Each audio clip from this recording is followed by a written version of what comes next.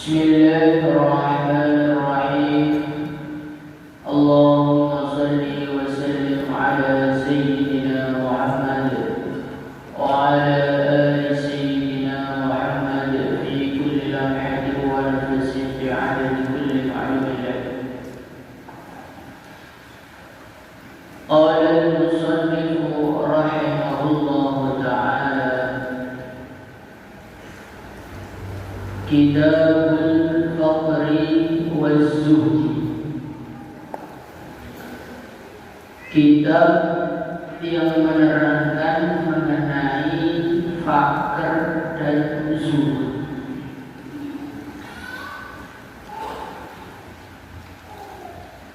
Al-Kitabu adalah kitab. Al-Kitabu ini adalah kitab Ar-Rabi'u yang keempat min ruba'il mumjiyati, dari seperempat kitab yang berisi mengenai perkara-perkara yang menyelamatkan.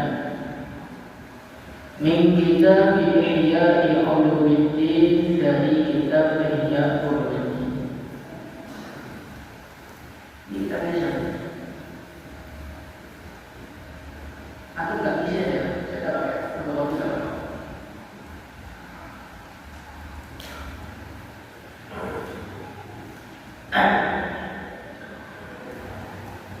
Bismillahirrahmanirrahim.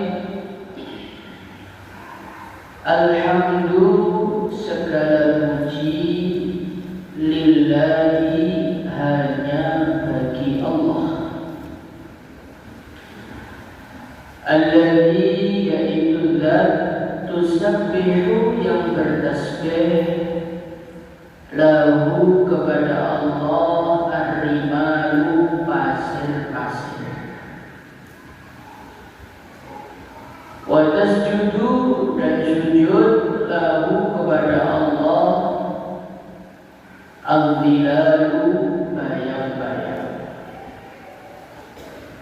Wa ta'taqtaku, dan runtuh, min haibatihi, karena takut kepada Allah, al-jibalu, gunung-gunung. Hari ini insyaallah kita akan memulai ngaji kitab Ihya yang berkaitan dengan fakir dan zuhud. Kalau ada kata-kata fakir, maka ini artinya pembahasan berkaitan dengan isinya dompet. Ini orang fakir, ini berarti orang yang gak punya harta. Waz-zuhdi, dan zuhud. Kalau zuhud ini kaitannya dengan rasa hati atau kaitannya dengan isi hati seseorang. Maka bisa saja terjadi di dalam kehidupan manusia, orang itu kaya tapi zuhud, dan bisa saja orang itu fakir tetapi dia enggak memiliki sifat zuhud.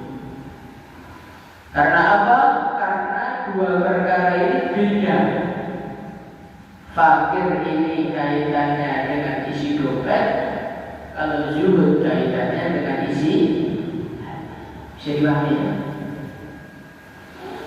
Al-Imam Al-Ghazali rahimahullah ta'ala, beliau memulai kitabnya dengan memuji-muji Allah.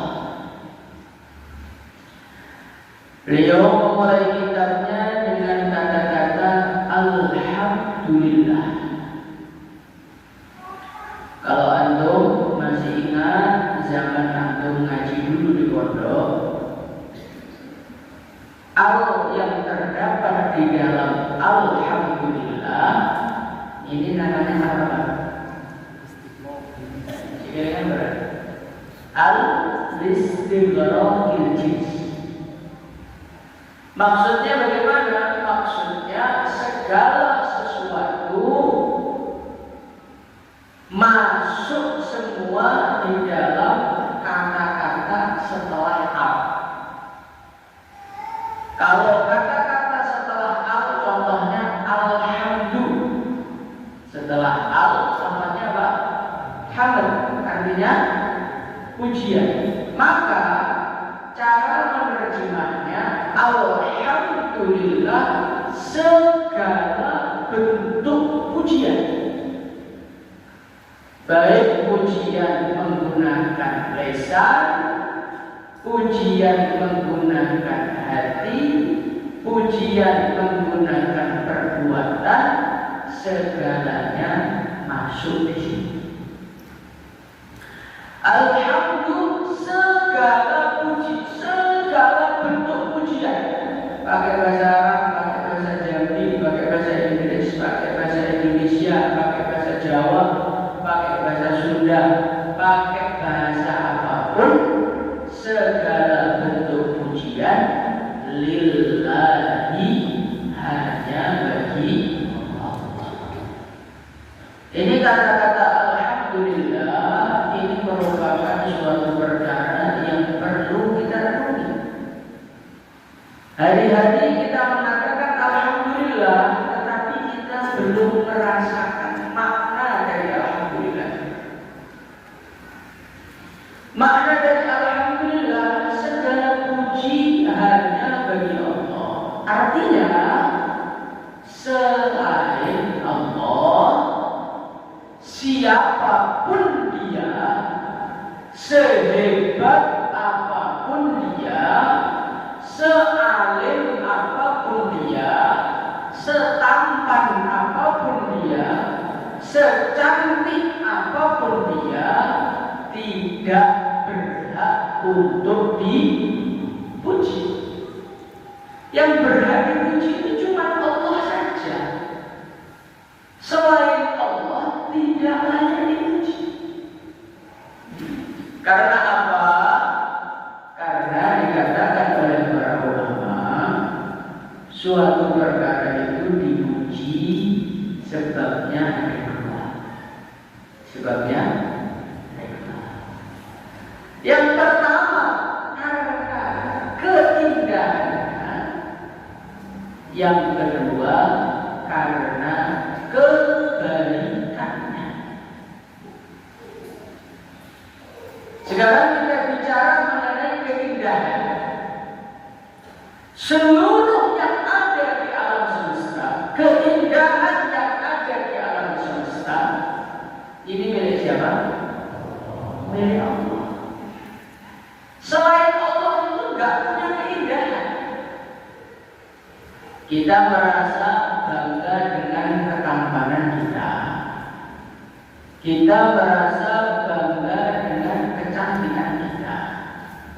Wahai manusia, ketampanan dan kecantikan itu milikmu atau milik Allah?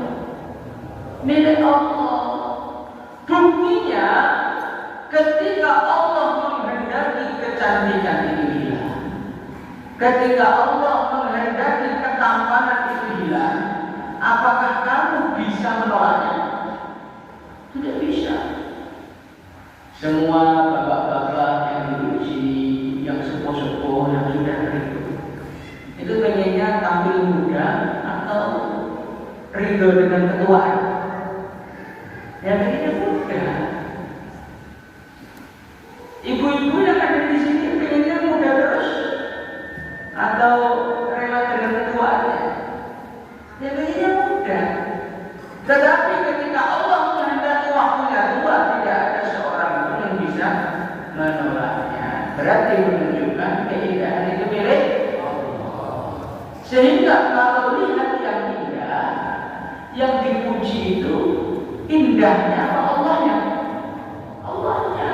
Maka segala puji hanya bagi Allah. Kemudian yang kedua,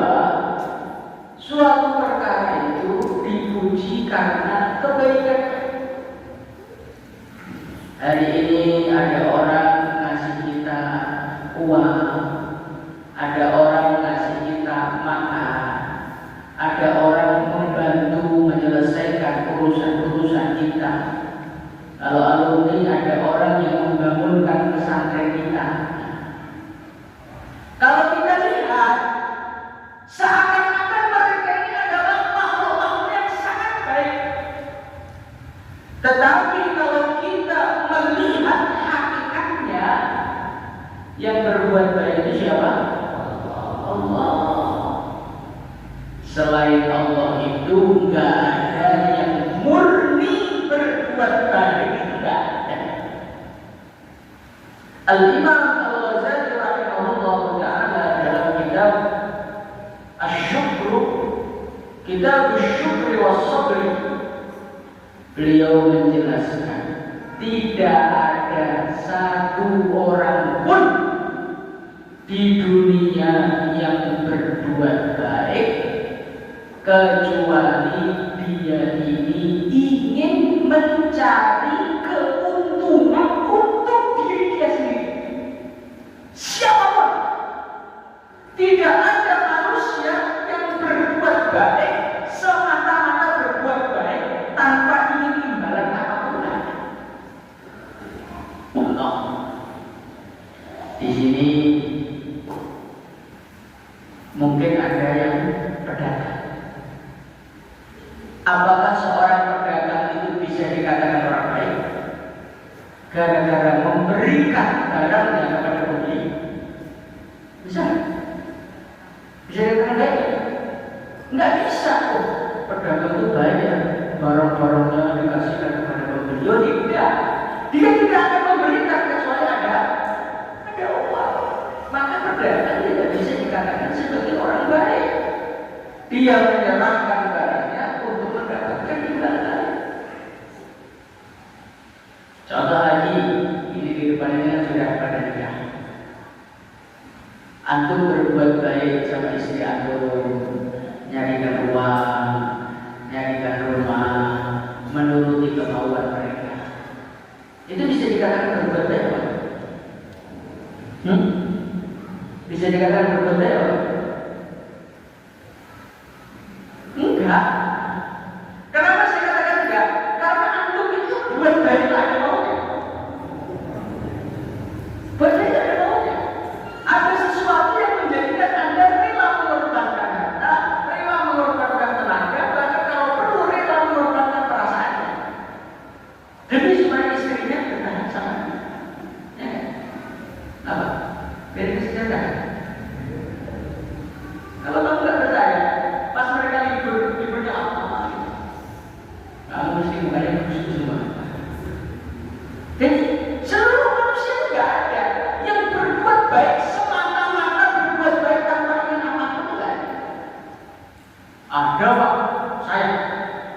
Saya berbuat baik tidak ingin cari duit, tidak ingin cari populer, saya hanya ingin mencari ridho Allah. Nah, masih ada sesuatu yang baliknya. Anda berbuat ingin mencari ridho Allah, wa ridwanun minallahi akbar. Mencari imbal balik yang terbesar itu adalah mencari ridho Allah. Yang berbuat baik memang ingin berbuat baik tanpa cari imbalan apapun, cuma Allah saja. Allah itu memberimu makan, memberimu minum, memberimu rumah, memberimu rezeki. Allah tidak ingin apapun darimu. Allah tidak ingin biar kamu tunduk. Allah tidak ingin biar kamu menyembah. Tidak. Karena Allah itu nggak perlu dengan ibadah. Allah nggak perlu dengan sujudmu. Allah nggak perlu dengan imanmu. Bahkan iman ibadah itu merupakan pertolongan Allah kepada kita supaya kita dapat untung dari itu. Maka dalam satu hadis Rasulullah SAW beliau bercerita, andai kata seluruh ketakwaannya manusia yang baik itu takwanya diambil semua. Tambah malaikatnya, tambah jinnya, takwanya dijadikan di dalam diri satu orang. Anggap ini siapa namanya? Arab ini jadi orang paling takwa di seluruh alam semesta. Ketakwaan para nabi, para rasul, wali, malaikat semua dikumpulkan di dalam diri Harun itu. Maka ketakwaan Harun ini tidak menambah kemuliaan Allah sedikitpun.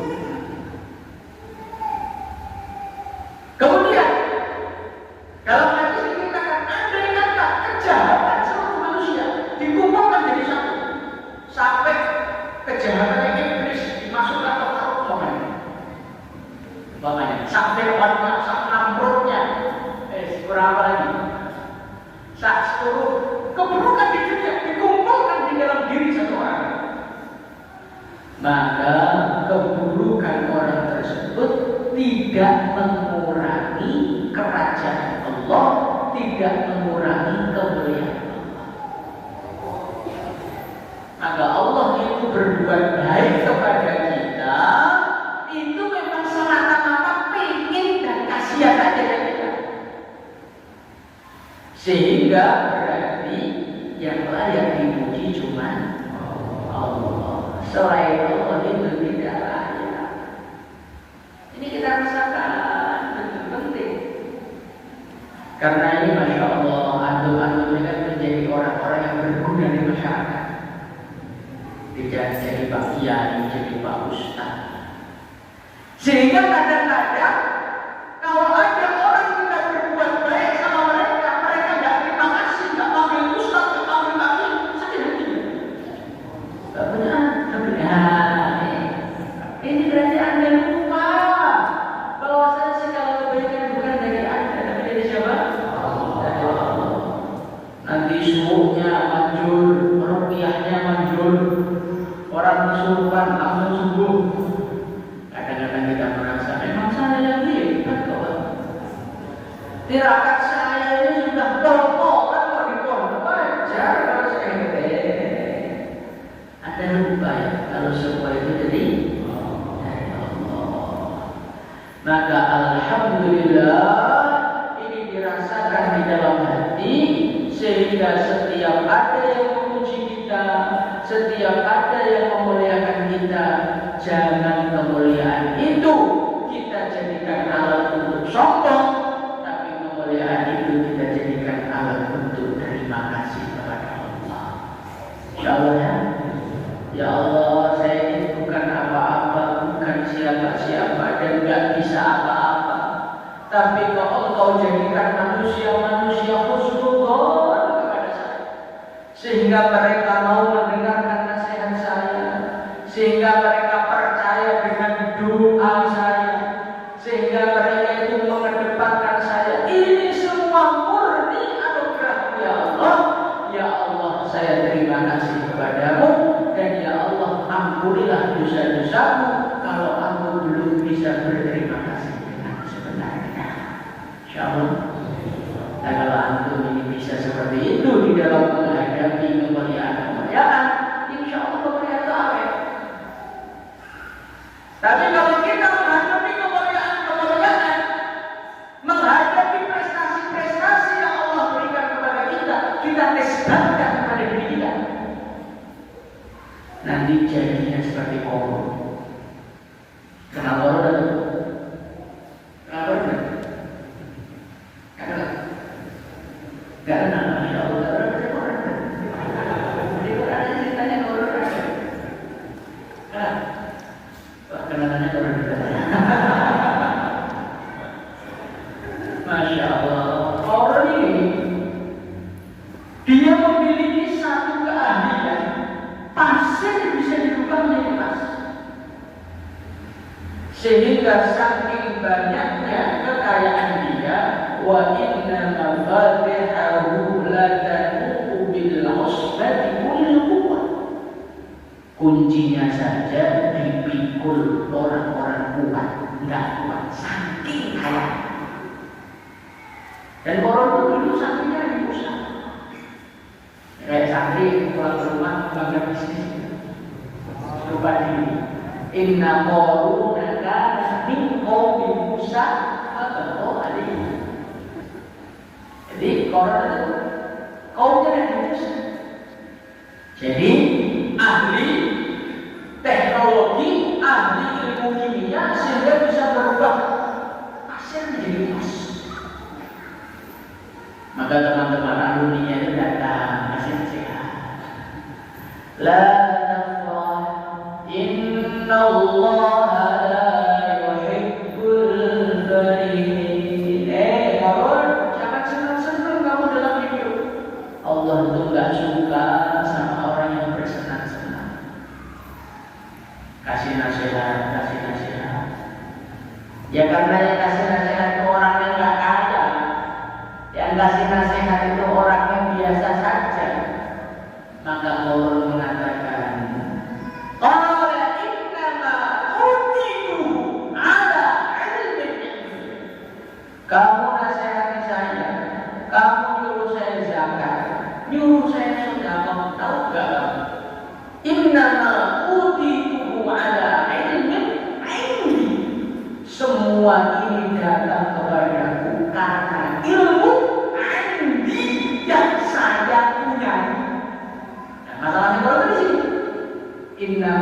utituhu ala ilmin. Kehebatannya, kekayaannya dinisbatkan kepada ilmu dia. Padahal ilmu itu milik. Akhirnya apa? Fa khasafna bihi wa bidarihi. Orang ditenggelamkan, sak rumahnya ditenggelamkan, hartanya pun ditenggelamkan, sehingga lenyap tak tersisa. Karena apa? Menisbatkan kehebatan kepada diri sendiri. Makanya pelajaran kita, kalau kita hidup nisbatkan kehebatan, kemuliaan, segala prestasi, kita nisbatkan kepada siapa? Allah. Tidak ada yang lain dibanggakan dari kita. Karena apa? Bukan dari kita. Kamu aneh nggak? Kalau lihat tukang parkir bangga dengan mobil yang dia parkir. Aneh? Tukang parkir ini loh. Mobilnya orang. Ya inilah kita ini. Bangga dengan jumlah santrinya, bangga dengan jumlah majelisnya, bangga dengan anaknya, bangga dengan mertuanya. Bukan? Punya siapa ya? Punya Allah. Ada bangga. Allah itu menitipkan untuk menguji, bukan untuk dipamerkan. Maka dari itu kita jaga sikap kita selalu ingat semua milik Allah, sehingga kita akan selalu bersyukur kepada Allah saat mendapatkan prestasi, bukan Allah membanggakan diri. Alladzi yaitu dzat tusabbihu yang bertasbih lahu kepada Allah, ar-rimahu pasir-pasir. Kemudian Al-Imam Al-Ghazali rahimahullah ta'ala, beliau menceritakan kepada kita mengenai sesuatu yang tak terlihat mata. Kalau dilihat oleh mata kepala kita, pasir, batu, pohon, kayu, itu makhluk mati, benda mati, atau makhluk hidup? Benda mati atau makhluk hidup? Benda mati. Itu kalau kita melihat pakai mata. Tetapi ternyata secara pandangan boleh, secara pandangan yang tak terlihat, ternyata benda-benda mati itu hidup. Dalam Al-Quran Allah berfirman, wa in min syai'in illa yusabbihu bihamdihi walakin la tafqahuna tasbihahum. Seluruh benda, batu, pasir, mobil, karpet, tembok, batu bata, semen, termasuk HP yang kita pegang itu, yusabbihu bihamdi, mereka semua itu 24 jam zikir kepada Allah. Jadi Imam Ghazali ini ngajak kita, orang itu jangan selalu melihat zahir. Kalau kamu melihat zahir saja, nanti kita akan sering salah di dalam bersikap. Contoh, kita ini kalau di depan orang, di depan ayah, di depan ibu kita, berani maksiat? Berani maksiat? Nggak berani. Di depan mereka langsung jadi orang soleh. Tetapi kalau kita di kamar sendirian, berani maksiat? Berani. Apalagi jomblo-jomblo tidur di kamar, pegang HP semalaman, nggak mungkin nonton baca Quran, nggak mungkin. Maksiat kok itu. Teman-teman semua, kenapa? Kalau di kamar kok berani maksiat, di depan orang nggak berani maksiat? Karena Anda memandang sesuatu secara zahir. Oh makhluk hidup, Faruk hidup, Afid hidup, Ustaz Mansur hidup, Ustaz Mahmud hidup. Makanya saya nggak berani nasihat kepada mereka. Tapi kalau kita tembok mati, kasur mati, bantal mati, maka saya berani maksiat. Padahal mereka itu hakikatnya hidup. Maka orang itu perlu melihat perkara yang gaib itu perlu. Pemahaman yang gaib itu perlu supaya tidak salah di dalam bersikap. Contoh, namanya manusia yang hidup di dunia ini, pasti mereka ini memiliki masalah. Semuanya, siapapun.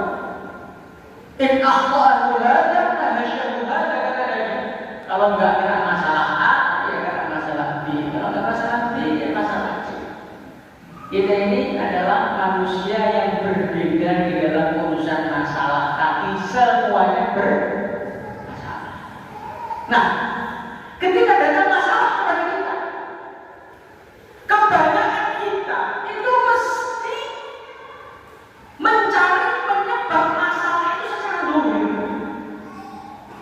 Contoh, bapaknya kita ini bisnis, tahu-tahu bisnisnya bangkrut. Akhirnya utang sana, utang sini. Kemudian ada orang tanya, Ustaz, kenapa bisnisnya bangkrut? Saya urusan pendataannya itu kurang lengkap. Atau istri saya terlalu boros. Saya ini bangkrut karena sekarang trennya sudah berubah. Dulu suaranya sarung, sekarang celana. Dagangan saya sarung, tapi tidak laku bangkrut. Ini adalah pola pikir. Pola pikir apa?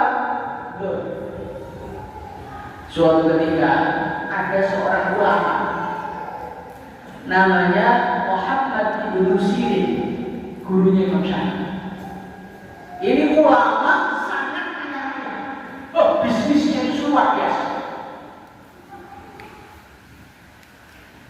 Suatu ketika tiba-tiba beliau bangkrut, habis harta. Maka ada orang tanya, Syekh, kenapa Anda bangkrut? Maka beliau mengatakan, saya bangkrut ini gara-gara 20 tahun yang lalu. 20 tahun yang lalu ada teman saya bangkrut. Terus saya kece, kamu bangkrut ya? Dua kata. Kamu bangkrut ya? 20 tahun kemudian Allah hukum saya, sekarang dana saya. Inilah namanya orang yang memandang bukan sekedar dohir tapi masalah-masalah dalam kehidupan kita banyak seperti itu. Suatu ketika, kalau nggak salah Sayyidina Umar radhiyallahu anhu, beliau mengirim pasukan untuk memerangi orang kafir. Biasanya umat Islam itu menang. Ini enggak menang. Kalau nggak salah dikirim ke Mesir. Maka Sayyidina Umar ini dari seorang nggak menang gimana? Akhirnya beliau tulis surat. Wahai umatku, kamu cek di jamaahmu itu jangan-jangan ada sunnah Nabi yang kamu tinggalkan. Ada apa? Sunnah Nabi yang kamu tinggalkan. Maka dicek, semuanya sunnahnya masih lengkap. Ternyata ada yang kurang. Apa itu? Sunnah pakai siwak. Akhirnya komandannya bilang besok semua pakai siwak. Mereka pakai siwak, orang kafir langsung tergiring-giring lagi. Ayo jadi makan apa lagi kita? Kerah. Akhirnya Mesir tak udah bisa. Ya ini namanya pandangan dohir itu penting gitu. Orang jangan lihat dohir toh, nanti kalau lihat dohir salah langkah. Seorang ulama beliau mengatakan, saya ini tahu kapan Allah senang sama saya dan kapan Allah murka sama saya. Gimana caranya, Pak? Gampang. Kalau saya melihat kuda saya nurut, itu berarti hubungan saya dengan Allah bagus. Man aslaha ma bainahu wa bain Allah, aslaha Allah ma bainahu wa bain khalqihi. Tapi kalau kuda saya tidak nurut, masuk kuda, masuk istri, masuk anak, ini kan masuk Allah semua. Kata Allah istri ngambek nggak ada tidur, bukan nggak ada tidur ya. Anda mungkin dari ini dirinya kurang, termasuk transferannya juga. Jadi begitulah orang-orang dulu itu di dalam bersikap, mereka selalu melihat asbab zahirnya apa dan asbab batinnya apa. Kalau orang itu tahu asbab zahir dan asbab batinnya, nanti dia akan selalu benar di dalam langkah. Dan kita ini adalah orang-orang pesantren, alumni. Maka pola pikir kita itu harus berbeda dibandingkan orang awam. Pola pikir kita ini bagaimana? Asbab zahir kita lihat, asbab batin juga baru kita lihat. Insyaallah supaya kita ini benar di dalam langkah. Wa tasjudu dan sujud lahu kepada Allah, ad-dilalu bayang-bayang. Apa maksudnya bayang-bayang sujud? Di sini ada dua arti. Arti yang pertama, sujud di sini sujud kedua. Jadi makhluk itu pada hakikatnya semua sujud kepada Allah dengan modelnya masing-masing. Kerbau sujud pada Allah dengan sujudnya kerbau. Sapi sujud pada Allah dengan sujudnya sapi. Manusia sujud pada Allah dengan sujudnya manusia. Termasuk bayang-bayang juga sujud kepada Allah dengan caranya bayang-bayang muslim. Lu gimana Pak caranya? Lo antum gak usah aneh, sama-sama manusianya. Satunya kakinya normal, satunya kakinya keselio, atau kakinya luka, atau kakinya cacat. Model sujudnya beda atau sama? Ya, sama-sama manusia itu bisa beda sujudnya. Apalagi Anda dengan bayang-bayang, tentu bayang-bayang punya cara sendiri dalam sujud. Nah gimana bentuknya? Ada aja sendiri. Kalau ada saya. Kemudian sujud yang kedua, artinya sujud yang kedua di sini maksudnya adalah ketundukan. Ikhtiya taw'an atau karha qalata ataina ta'in. Jadi pada hakikatnya seluruh makhluk Allah, manusia, jin, sapi, seluruhnya, gunung, batu, semuanya pada hakikatnya mereka tunduk total 100% kepada siapa? Kepada Allah. Kalau ada orang mengatakan, saya bisa mengendalikan diri saya sendiri, saya bisa menuruti mau saya sendiri, berarti saya bisa dong tidak taat sama Allah. Saya bisa dong tidak tunduk sama Allah. Kata siapa?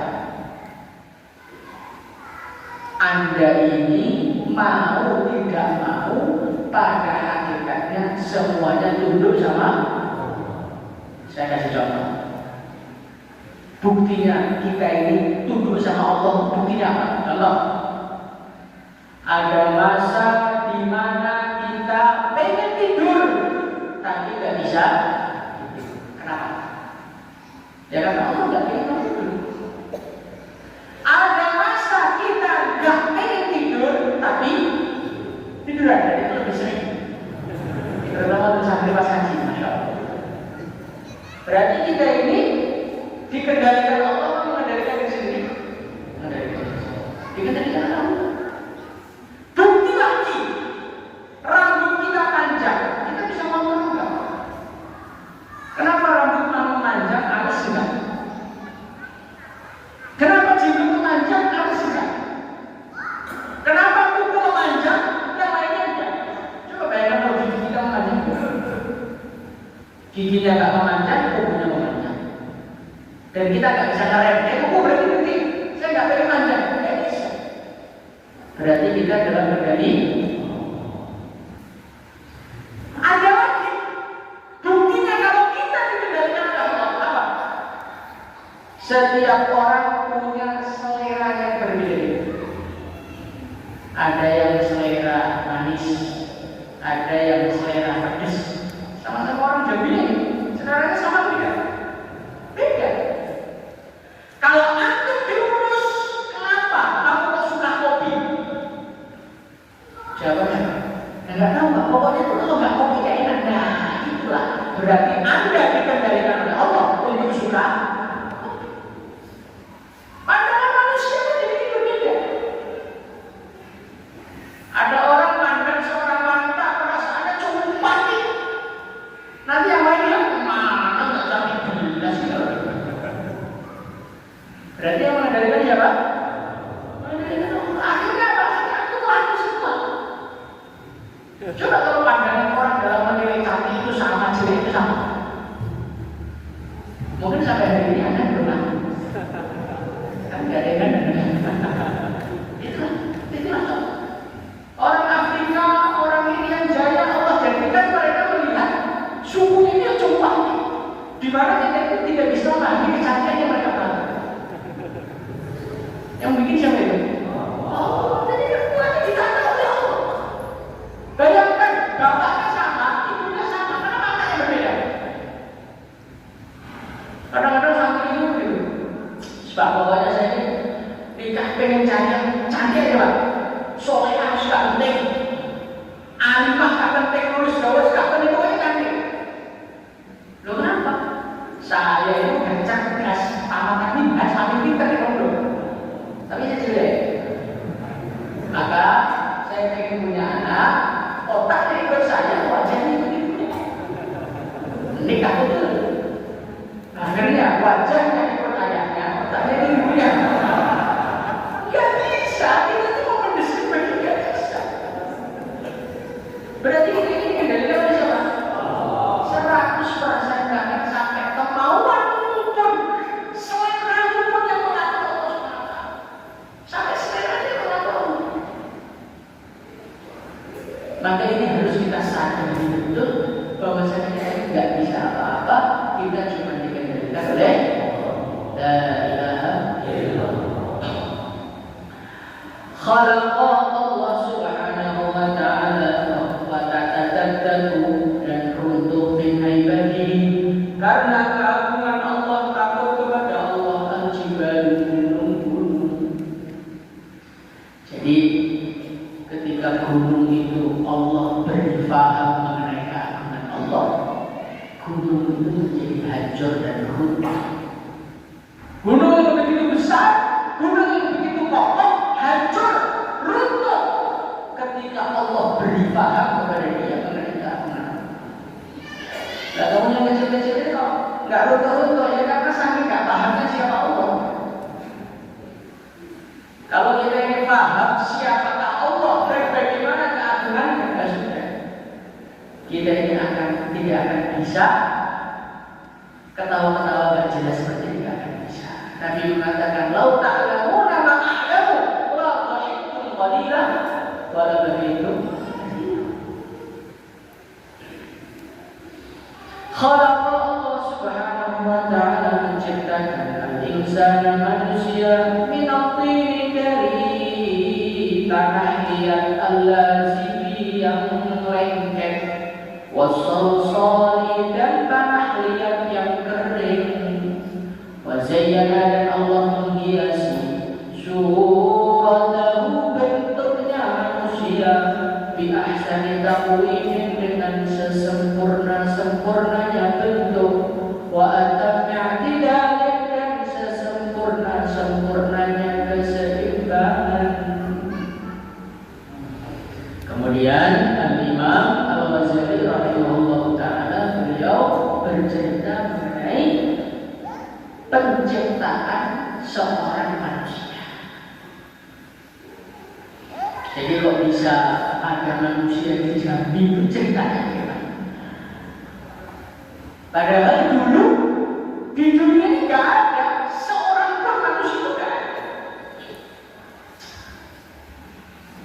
Ceritanya suatu ketika wa idh qala rabbuka lil malaikati inni ja'ilun fil ardi khalifah.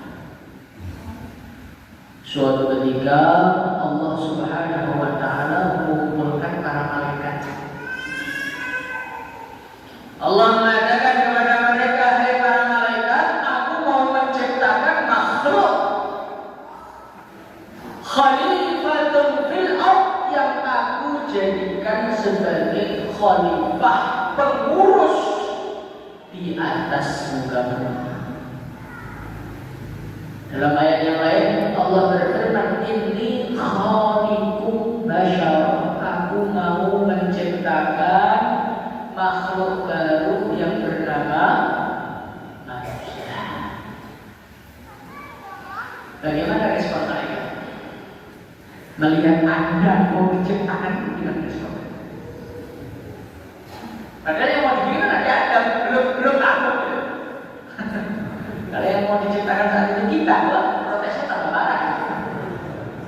Qalu ataj'alu fiha man yufsidu fiha wa yasfiku dima. Ya Allah, apakah Engkau mau menciptakan makhluk yang kerjaannya cuma bikin rusak saja di dunia ini? Jadi Anda belum lahir sudah menimbulkan kontroversi. Malaikat itu mengatakan, apakah engkau mau menciptakan makhluk yang kerjaannya bikin rusak saja? Ada bukti kan? Sebelum kedatangan manusia di Jambi ini, Masya Allah, Jambi ini satu pulau yang indah. Dewa-dewa hidup di tengah-tengah, pohon-pohon hidup di tengah-tengah, ya. Antum datang kan di sawit semua ya. Binatang-binatang dari bawah banyak gara-gara keberadaan manusia. Bahkan dalam Al-Quran Allah menegaskan bahwa fasadu fil barri wal bahri. Kerusakan di atas muka bumi di daratan gara-gara manusia dimangkat. Kita ini makhluk darat, makhluk laut. Darat. Tapi efek kerusakan yang Anda bikin itu sampai laut pun itu rusak gara-gara ini. Masya Allah, ikan-ikan itu jadi gak telan hidupnya gara-gara ayam-ayam kerbau-kerbau, Masya Allah. Wa yasfiku dima, dan ya Allah, apakah Engkau mau menciptakan makhluk yang kerjaannya itu tengkar aja, adu argumentasi, merasa paling benar, merasa paling hak, merasa paling ahli surga. Akhirnya yang lain munafik semua, yang dibilang munafik gak terima. Akhirnya mereka bacok-bacokan, bunuh-bunuhan. Akhirnya mereka mengalirkan darah di atas muka bumi. Maka Allah mengatakan, ini a'lam mala. Malaikat, kamu ini tahu apa? Ya memang ada manusia yang itu ada. Tapi di antara mereka ada yang kupilih menjadi kekasih-kekasihku, semoga termasuk kita. Maka Allah manggil malaikat Jibril, wahai Jibril, siap ya Allah, labbaik, turun ke bumi. Untuk apa ya Allah? Ambil tanah satu genggam di sana. Untuk apa ya Allah? Untuk menjadi bahannya manusia. Siap Allah. Langsung itu bagus. Enggak ada muslim dari kami muslim. Datang sampai bumi, assalamualaikum bumi, waalaikumsalam. Ada apa? Malaikat Jibril waktu balik ke sini, basa-basi dulu.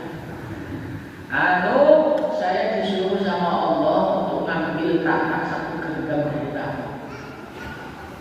Oh silakan ambil semua aja. Saya nggak ada penghuninya kok, ambil semua. Enggak. Sama Allah suruh ngambil satu genggam. Untuk apa? Allah mau bikin makhluk baru. Oh iya. Namanya apa namanya? Penasaran saya. Namanya manusia langsung nangis. Malaikat Jibril kalau jadi manusia ampun pokoknya hancur dan apa. Kalau jadi manusia rajin ke masjid, pulang ngaji, bikin pondok, gak cari duit lah. Kalau pulang ngaji hilang dari mereka hancur lah saya. Saya ngaji. Ringkas cerita bumi nangis, bilang sama malaikat Jibril, wahai Jibril, atas nama Allah pokoknya jangan kamu ambil tanah saya. Nah, malaikat itu kalau sudah atas nama Allah sudah tidak berani. Akhirnya sowan kepada Allah, ya Allah, maafkan ya Allah, gak berhasil karena bumi mengatasnamakan Engkau, jangan sampai diampuni. Oke, ganti tugas. Kirim petugas yang gak pakai basa-basi, gak pakai salam-salam, sekali datang langsung ambil. Siapa itu? Malaikat Israel. Karena malaikat Israel paham, manusia kan diajak negosiasi, gak akan selesai. Mau datang nyambut, siapa namanya? Yang gede-gede dia. Assalamualaikum, Waalaikumsalam, siapa? Ada apa? Ada punya Allah. Allah benar saya. Dulu bagi penggantinya, saya belum sempat diam kelamaan. Kalau orang itu ditanya alasannya, enggak jadi mati. Enggak malaikat Israel itu enggak pakai salam, enggak pakai SMS, enggak pakai pemberitahuan, datang langsung cabut. Begitu juga beliau datang ke bumi langsung diambil. Maka beliau mengambil seluruh lapisan bumi. Yang warna coklat diambil, warna putih diambil, warna hitam diambil, sehingga warna kalian bermacam-macam. Karena itu bahannya itu bermacam-macam. Ada yang tanah halal langsung kita sudah kira-kira. Akhirnya oleh Allah Subhanahu wa Ta'ala tanah tadi disirami sebagaimana dalam kitab Ruhul Bayan di tafsir Al-Quran, disirami dengan air hujan kesedihan dan air hujan kebahagiaan selama 40 tahun. Supaya apa? Supaya pelajaran untuk manusia, selagi kamu masih hidup di dunia, kamu tidak akan pernah mendapatkan kebahagiaan yang sempurna, dan kamu juga tidak akan pernah mendapatkan kesusahan yang sempurna. Di balik semua kesedihanmu terdapat kebahagiaan, dan di balik semua kebahagiaanmu terdapat kesedihan. Ini kalau kita renungi, kita mau rasakan, memang seperti itu. Gak ada di dunia itu pure, murni, enak itu gak ada, dan murni gak enak juga ada. Contoh, jomblo. Orang yang jomblo itu kalau dibicarakan enaknya banyak, hidup murah, kemana-mana bebas, gak ada yang nyari, melek malam sampai subuh gak masalah, pagi bangun gak masalah. Yang penting hari itu perut kenyang, selesai masalah. Enak kan? Kalau cerita gak enaknya, ya udah ada gak enaknya. Hidup sendirian, mati gak enak di sini. Sahur sendirian, buka sendirian. Orang yang menikah, kalau bicara enaknya, Masya Allah enak. Kita bisa menyalurkan nafsu kita di jalur yang halal. Ada yang memperhatikan, ada yang nyari, ada yang mencucikan baju, ada yang pasangkan. Itu enaknya. Kayak enaknya? Silahkan kita masing-masing. Karena pengalaman kayak enaknya setiap orang beda-beda. Tapi jelas gak ada enak. Karena kalian kapok terus kali kalian. Namanya gak enak. Orang yang gak punya anak dibilang enaknya, ya ada enaknya. Gak mikir beli perlengkapan bayi, gak mikir ini, gak mikir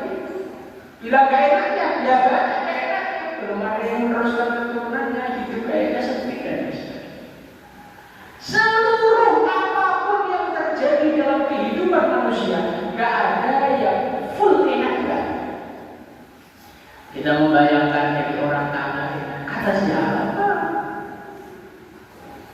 Ada yang kaya, tapi ada berbeda juga sih. Tetapi nggak full enak juga. Orang punya mobil harus mikir budget, harus mikir perawatan mobil, harus mikir garasi. Ini susah atau menyerangnya? Susah. Walaupun enaknya dia bisa duduk kelihatan gagah, tapi kemana-mana jadi lebih mahal. Artinya naik bisnya kurang, naik mobil mahal. Jadi di dunia ini sampai yang kaya pun ada susahnya, yang miskin juga ada susah. Yang miskin tidak ada bahagia. Orang miskin itu nggak pusing kepalanya, tidur di mana-mana bisa, nggak pernah takut kehilangan. Pernah takut kehilangan? Kalau dia udah punya apa-apa. Orang kaya itu termasuk gak enaknya hidup selalu dalam kecemasan. Takut uangnya hilang, takut bisnisnya merosot, takut penjualannya gak lancar. Itu sudah merupakan ketidakenakan dalam hidup. Jadi kaya ada enaknya, ada gak enaknya. Jadi miskin ada enaknya, ada gak enaknya. Jadi tampan ada enaknya, ada gak enaknya. Jadi jelek ada enaknya, ada gak enak. Enaknya apa? Awet. Awet jelek kan gak ada, jelek tambah jelek kan gak ada. Kalau cantik berapa tahun sih? Paling 40 tahun, 50 tahun sudah hilang kecantikannya, sudah hilang ketapan. Kadang-kadang ada seorang laki-laki mengidamkan istri yang cantik. Punya istri yang cantik itu kamu kira full enak? Enggak. Dipandang enak, biayanya enggak enak. Sekendarnya berapa? Abayanya harus yang bagus.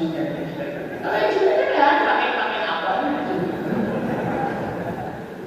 Wanita-wanita mengidamkan suami yang ganteng. Kamu kira punya suami yang ganteng? Gak enak, yang menyukai banyak. Ada banyak seingat. Mending cari yang biasa. Semua sudah gak ada yang minat.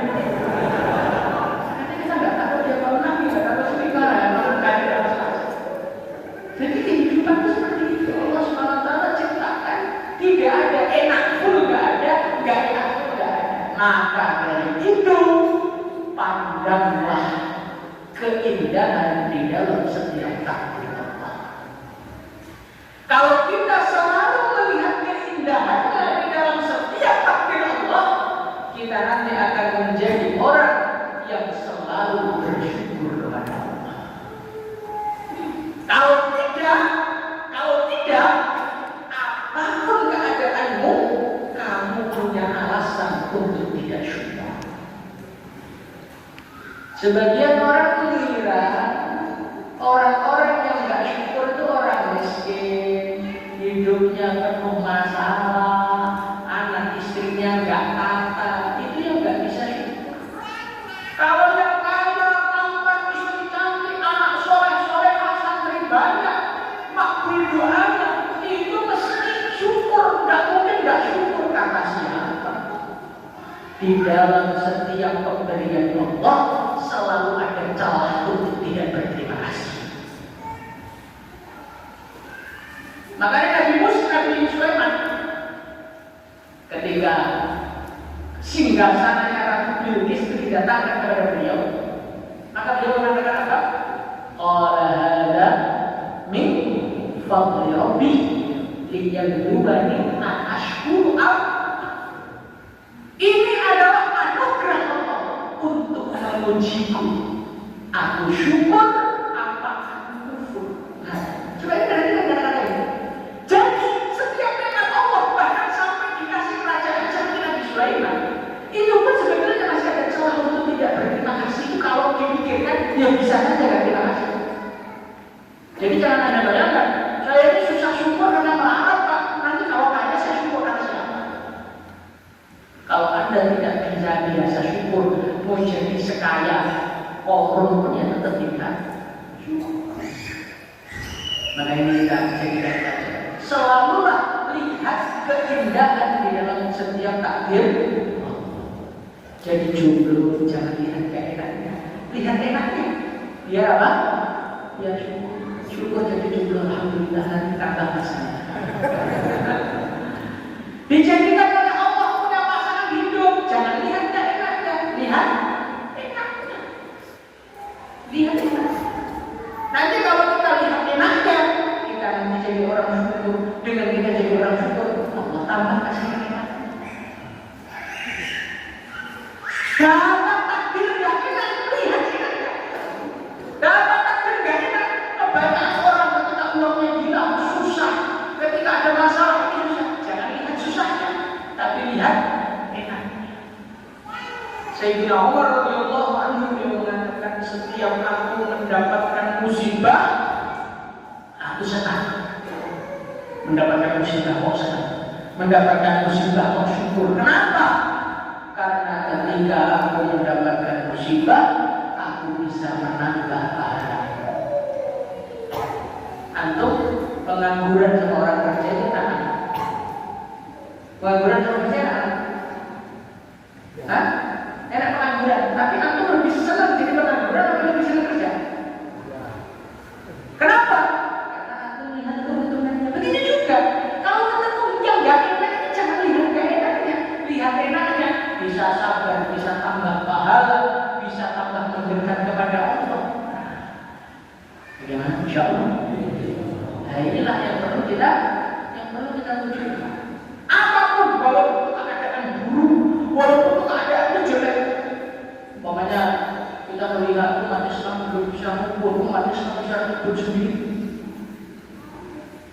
Jangan dilihat tidak enaknya, tapi dilihat enaknya. Apa enaknya? Ya, kurang lebih dari apa? Suatu ketika Rasulullah SAW beliau keluar dari rumah, membawa wahyu dari Allah mengenai apakah terjadi Lailatul Qadar. Makanya Lailatul Qadar mau diceritakan oleh Nabi setiap tanggal 7. Mau keluar rumah, di depan rumah ada orang tengah. Tengah itu bagus apa enggak? Bagus apa enggak? Jelek tengah itu sudah jelek. Gara-gara orang tengkar, tanggalnya Lailatul Qadar diangkat oleh Allah.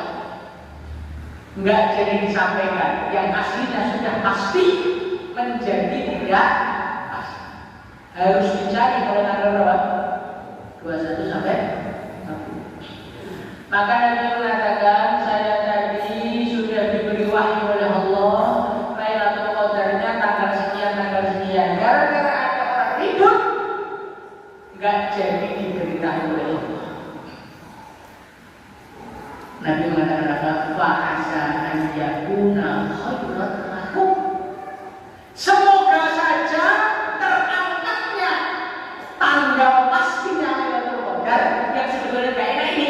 Semoga-moga bagus untuk kalian. Ini coba pandangan Nabi. Perkara yang gak enak, tanggalnya sudah jelas-jelas, gara-gara orang ribut menjadi tidak jelas. Itu pun Nabi menyikapi apa? Fa'asa ayyakuna khairan. Pokoknya perkara apapun yang gak enak, semoga ini kebaikan untuk saya. Semoga apa? Kebaikan untuk saya, sehingga kita ini selalu syukur, selalu husnudzon kepada Allah, selalu melihat kebaikan. Insyaallah. Ada satu cerita. Ada seorang kiai punya istri, na'udzubillah. Istrinya itu galaknya setengah mati. Kadang-kadang saking galaknya istrinya, berasnya habis, kiainya tengah-tengah ngajar, istrinya datang ngamuk-ngamuk di majelis ngaji, minta nuntut uang beras. Kira-kira kalau aku punya istri itu gimana?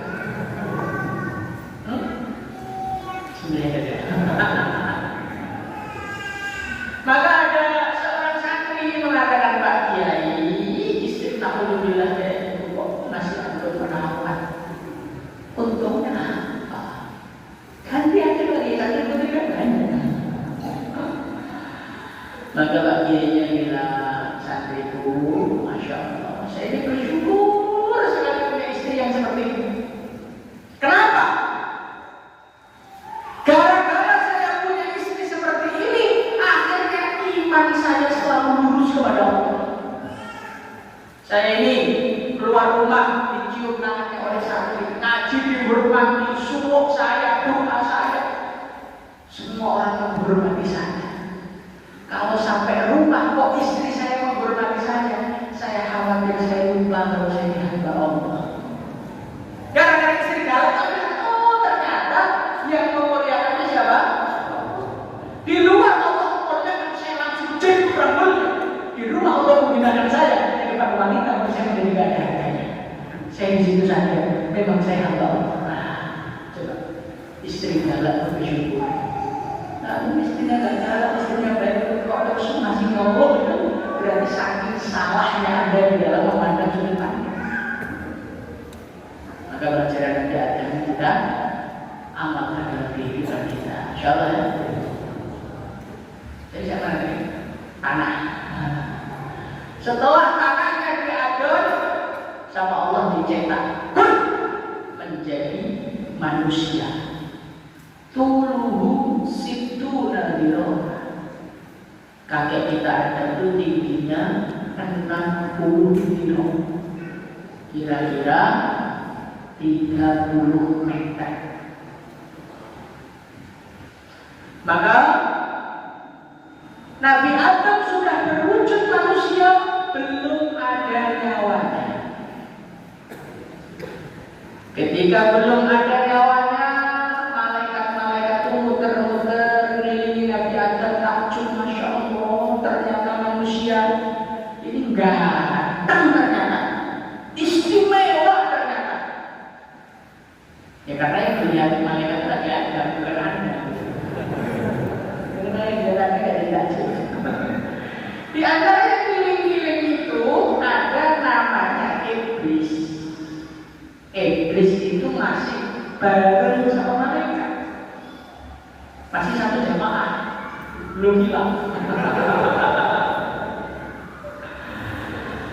Maka ketika melihat Nabi Adam, malaikat takjub. Iblis mencari kekurangan Nabi Adam. Falamma ra'ahu ajnaf, ketika melihat Nabi Adam itu ada rongganya, ada bolongnya, hidungnya bolong, bobeknya bolong, di dalam dadanya ada rongganya. Iblis mengatakan, hadza khalqun la yatamalat.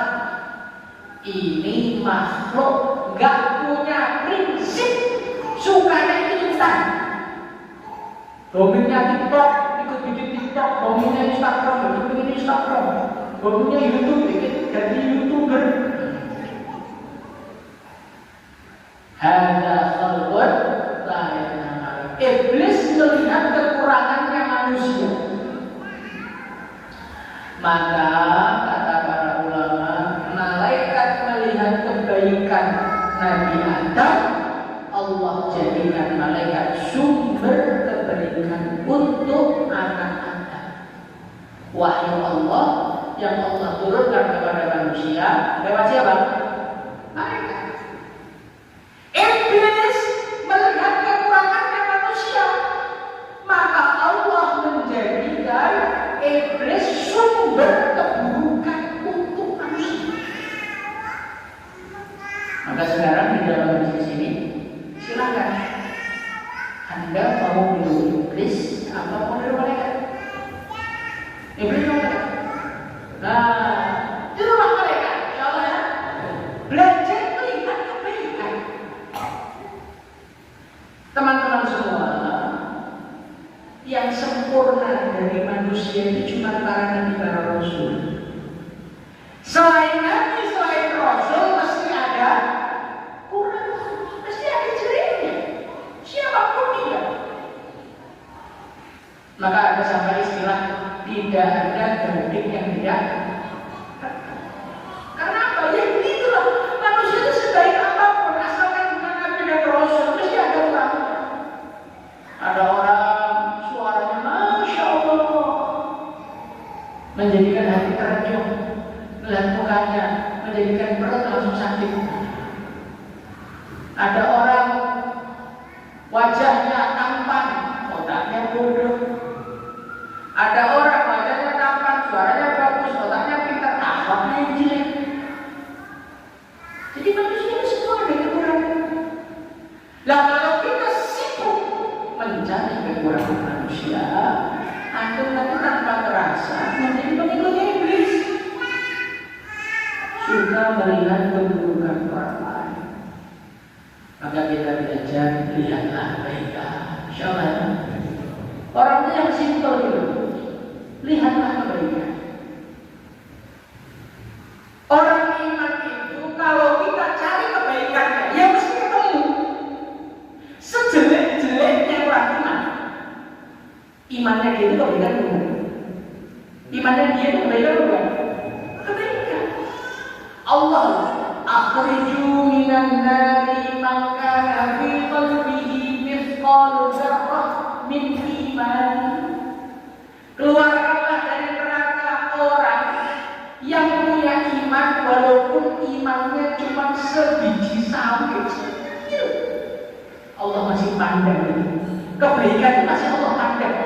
Keimanannya masih Allah pandang. Dan kita ini cuma beda pemikiran, beda selera. Sudah seakan-akan memang kita ini orang kafir gimana? Dan coba kita jangan lihat bedanya, lihat baiknya, jangan lihat jeleknya, lihat baiknya. Nanti orang kalau lihat baiknya, insya Allah bisa kumpul bersama. Tapi kalau orang itu yang dicari itu bedanya, yang dicari itu jeleknya, gak jadi kumpul. Teman-teman semua, antum sudah nikah? Kenapa antum bisa bertahan sampai hari ini? Apakah istri antum itu sudah seperti malaikat yang gak ada jeleknya? Wah ya Pak. Kenapa antum bertahan? Karena antum lihat baiknya, antum lihat manfaatnya, antum lihat keuntungannya. Maka orang cerai itu siapa? Orang yang sudah tidak melihat kebaikan. Orang itu menikah awal sampai cerai itu istrinya sama, dia gak berubah. Kenapa kok bisa dulunya cinta menjadi tidak cinta? Karena yang dipandang beda. Dulu ketika awal nikah yang dipandang baiknya, ketika ribut yang dipandang jeleknya, akhirnya cerai. Yang bertahan itu mulai awal nikah sampai mati dipandang apa? Kebaikannya. Maka dari itu kita lihat kebaikannya teman kita, insyaallah. Jangan kalah sama pembuat pabrik mobil. Itu tahu pabrik mobil? Pabrik mobil itu bukan mobil utuh, ban dipasang, mesin dipasang, kursi dipasang. Ini karakternya masing-masing. Mesin suka mendorong, nggak bisa jalan sendiri. Roda siap kemana saja, yang penting didorong. Ada kursi, diduduki enak, tapi nggak mau kemana-mana. Dia bisa memilih itu. Ada karakternya seperti mesin, harus paling dikut-dikut. Pas acara dia ada orang. Ada orang yang siap aja, yang penting dia bisa makan. Nah, kebanyakan kalau ini tipenya kursi. Lembut, tidak mengganggu, tapi diajak kemana-mana insyaallah, tapi nggak ada. Nah coba, kalau pabrik mobil melihat kekurangan mesin, melihat kekurangan roda, melihat kekurangan kursi, nggak jadi bikin mobil. Tapi ketika dikumpulkan mesin, dikumpulkan dengan roda, dikumpulkan dengan ban, alhamdulillah akhirnya jadi mobil yang larak mahal. Jadi kita juga selalu lihat pikirannya beda-beda. Ada yang senang selawatan, selawatan bisa. Ada yang senang gitar, ada yang suka dakwah, pokoknya sekian dakwah salah apa. Ada yang senang ngaji, sing dakwah salah. Jangan salah-salah. Yang dakwah diambil nanti bagian tim dakwah. Yang suka selawatan diambil nanti tim selawatan. Akhirnya gratis semua ya. Yang ahli ngaji diambil nanti akhirnya semua ngaji. Yang ahli bikin bagian dari dagingnya. Selesai. Akhirnya jadi umat wahidah. Menjadi umat yang bersatu. Kenapa? Ketika melihat kebaikan. Jangan cari beda ya. Rawai kata rahimahullah taala beliau mengatakan kalau orang itu yang dicari bedanya anak kembar pun ada bedanya. Tapi kalau orang itu yang dicari samanya, ya insya Allah akan bisa hidup bersama. Walaysa dzakaru kal unsa. Laki-laki perempuan itu nggak ada samanya sama sekali. Pikirannya, seleranya, sudut pandang beda kok. Beda kan? Beda. Apa yang menurut laki-laki besar itu biasanya remeh menurut wanita. Apa yang menurut wanita besar itu di mata laki-laki biasa aja. Wanita itu antum tidur badan nggak gila dari pasangan saya. Padahal saya pinggangnya kan capek juga. Tapi itu sudah di mata besar. Itu antum kirim salam lewatnya kurang satu itu dan tidak malu. Di mata kita kecil, di mata mereka besar. Apa yang menurut kita besar? Ngurus TV, ngurus dakwah, ngurus agama. Di mata mereka remeh. Laki-laki mengedepankan akalnya, wanita mengedepankan perasaannya. Sehingga cepat atau lambat akan terjadi tindakan dari laki-laki yang masuk akal tapi tidak berperasaan.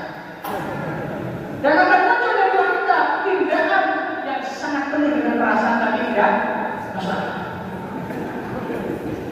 Tapi kenapa Anda buat cari seperti ini? Anda mencari kesamaannya. Apa kesamaannya? Sama-sama baru. Ya. Inilah yang perlu kita rasakan. Kita ini perlu sesama alumni itu saling menjalin hubungan itu perlu. Jangan kita itu suka buang orang Islam. Antum itu karena orang Islam gak banyak, akhirnya gak merasa perlu. Cuma antum pergi ke Eropa. Kemarin saya berada di sana, Masya Allah. Ke Eropa itu kalau mau sholat kadang-kadang perlu naik mobil 10 kilo baru dapat masjid.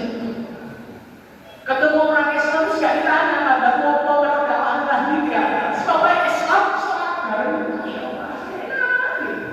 Karena sedikit akhirnya merasa perlu. Nanti ketika banyak kamu buang, banyak kamu buang, dan kamu lebih buang. Karena apa? Rumah kamu banyak, dijerat ya kan? Eropa biar tahu dari orang Islam. Karena kita banyak, kita lihat kebaikan orang Islam, biar kita bisa jalan bersama-sama, gandengan di dunia, gandengan di surga. Semoga kita semua sekarang hari ini sama-sama di dunia, nanti di akhirat bisa sama-sama masuk surga Allah. Sallallahu alaihi wasallam. Insyaallah. Allahumma shalli wa sallim ala sayyidina Muhammad wa ala ali sayyidina Muhammad. Kama shallaita ala sayyidina Ibrahim wa ala ali sayyidina Ibrahim fil alamin innaka Hamidum Majid. Allahumma taqabbal minna innaka antas samiul alim wa tub alaina innaka antat tawwabur rahim.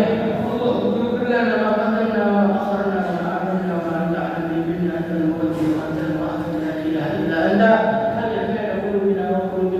وحفظ صفوفهم واجعل كلماتهم على الحق يا اكرم الاكرمين الحق يا اكرم الاكرمين يا الله الحمد لله bersyukur ya Allah alhamdulillah kami anak istri kami cucu-cucu kami keluarga kami teman-teman alumni kami ya Allah dan yang hadir semua di sini ya Allah ampunilah dosa-dosanya berkailah hidupnya jadikan anaknya yang saleh-salehah tunaikan hajat-hajatnya hilangkan penyakit-penyakitnya ya Allah lindungilah dari segala mara bahaya dunia bahaya akhirat ya Allah bahaya dunia bahaya akhirat ya Allah berikan kesehatan zahir kesehatan batin kesehatan iman kesehatan amal ya Allah satukanlah hati kami ya Allah hilangkan kebencian dari hati kami ya Allah ya Allah Rabbana atina fid dunya hasanah wa fil akhirati hasanah wa qina adzabannar sallallahu alaihi wasallam ala sayyidina Muhammad wa ala alihi alhamdulillahi rabbil alamin sallallahu alaihi